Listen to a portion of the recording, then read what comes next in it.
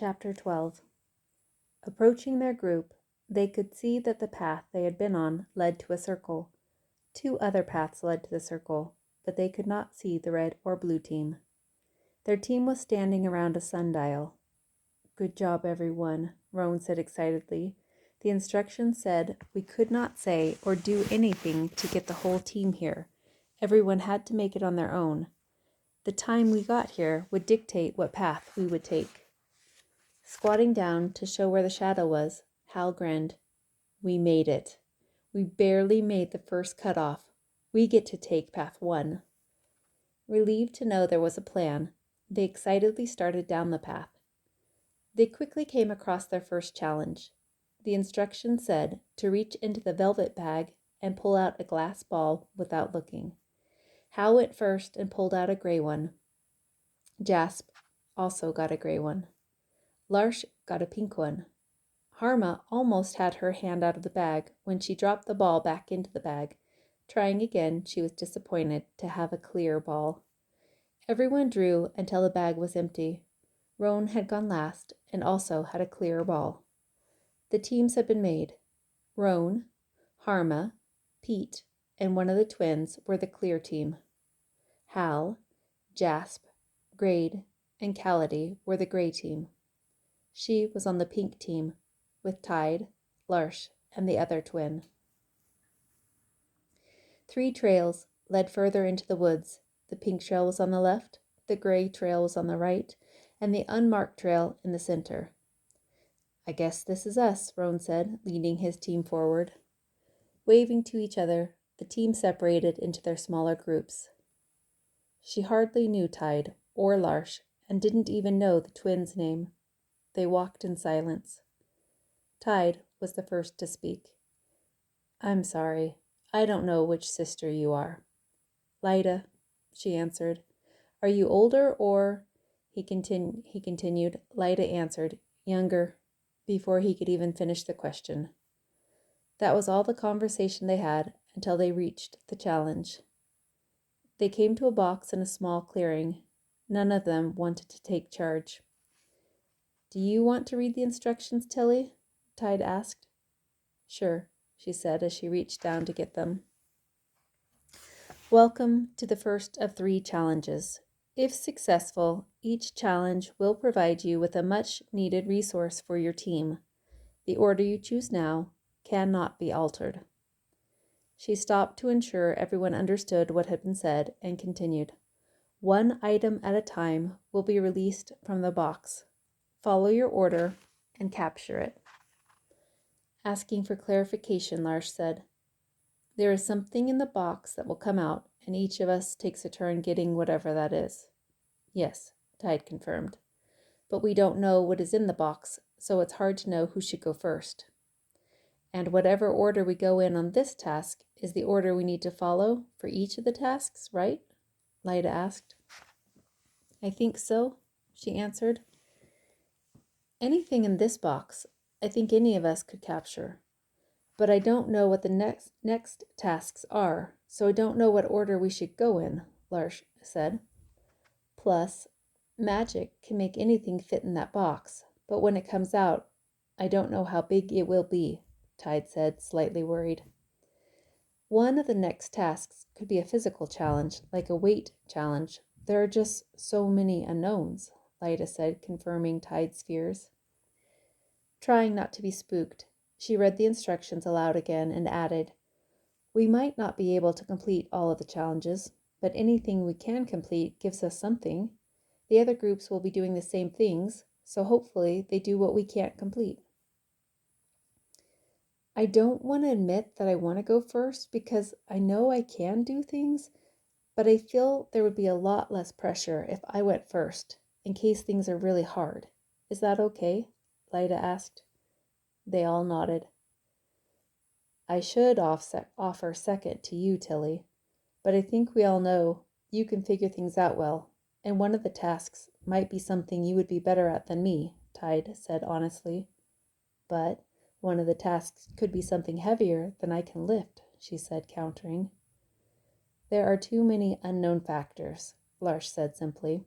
What if we each hold a number behind our back of what position we think we should go and see if it solves itself? Taking a moment to see what felt right, Lars asked if they were ready. They all said they were and brought their hands forward. Lyda had one finger up. Tide had two. Lars had three, and she had four. It's decided, Lars said. When you are ready, Lyda, open the box. Be ready for anything, Tide encouraged. Preparing yourself, Lyda opened the box. Nothing happened. Looking in, Lyda didn't see anything. It's empty, she said, relieved. That means there's going to be magic, she counseled. Be ready for anything. Looking back into the box, Lyda gasped. Snake, she breathed out shallowly. Snake. It is a snake, Lyda, but you can grab it, she said. I don't think so, Lyda whispered back. Yes, you can, she replied calmly. The snake began to slither out of the box. Grab it, Tide yelled. Hush, Lars scolded him. The snake was completely out and heading in the direction of the trees. It's okay, Lyda, if you don't get it, but if you can, go step on its head, she said calmly to her. Lyda cautiously walked towards the snake. The snake picked up speed. It was almost to the trees when Lyda surprised them all by lurching forward and landing her foot on its head. It disappeared immediately. Great job, Lyda, they all said in unison. Turning to the box, a large tarantula had already escaped. Tide turned white. I should have gone first, he whispered. You can do this, Lyda said confidently. I know you can. Walking around the tarantula, he tried to pick up the box to use it to capture it, but it would not budge. Talking to himself, he instructed himself to go step on it. He walked towards it in terror, but quickly stepped on it in disgust. Nothing happened. He raised his foot, but it was still there and it began to crawl away. Bracing himself, he stomped on the tarantula, but nothing happened. You have to pick it up, Lars said gently. I can't, Tide said, shaking. Yes, you can, Tide, Lars coaxed. Stomping it for the third time, Tide closed his eyes, bent down, and grabbed it from under his foot. As soon as his hand touched it, it disappeared. Good job, Tide, the girls said together. Lars had walked to the box expectantly. I know what it's going to be, Lars said, breathing from his mouth. Before they could ask, a large swarm of bees swirled around Lars's face. Closing his mouth just in time, they landed. She could see him clenching and opening his hands as they crawled all over his face. Willing himself to be successful, she watched as he reached one of his hands up to grab a bee. Nothing happened. Using the other hand, he grabbed another. He dropped the first two and reached for another as they all disappeared. Dropping to his knees, he started to pant. Rushing to his side, she asked, Lars, are you okay? Yes, Tilly. Get ready. She stood and faced the box. How had Lars known what would come out? What creature was she most afraid of? Anything with claws or sharp teeth was going to be hard to capture. She forced herself to look in the box. Nothing. She stared into it, but nothing manifested. She turned to the others for advice. As she did, she felt weight on her shoulder. Rat! Lyda screamed. Instinctively, she dropped her shoulder and shook it off. Immediately, she felt it crawling up her back. Panicked, she reached back, grabbed it, and threw it. Stop fighting, Lars said firmly. More rats, Lyda shrieked. Take her away, Lars instructed Tide. Rats were climbing all over her.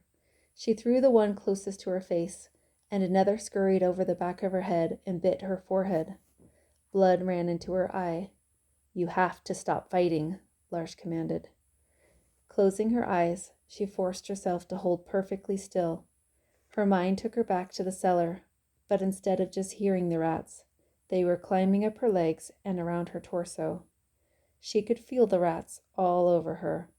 They were chewing her cloak and hair. One was licking the blood off her face. She was frozen in terror, knowing more fighting would only bring more rats. "You are doing so good, Tilly," Larsh said, mindful of the terror she was facing. "You are doing so good."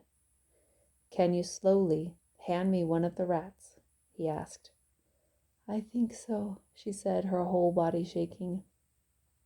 "Tilly, what was the gift you took from the table at the binding?" Tears streamed down her face as she answered, "The compass." She shakingly removed the rat that was licking her face. It disappeared as Larsh reached for it. "Why did you pick the compass?" Larsh soothingly asked. She didn't know why, but she handed him the second rat as she thought about it. "Good job, Tilly. One more," Larsh said protectively. "Tell me why you picked the compass." She picked up the rat climbing her torso, and as she handed it to him, said, "Because I don't want to be lost anymore." Immediately the rats disappeared, and her face and clothes were as they had been before the challenge. "You did it, Tilly," Larsh congratulated her. She shuddered, still feeling the rats on her.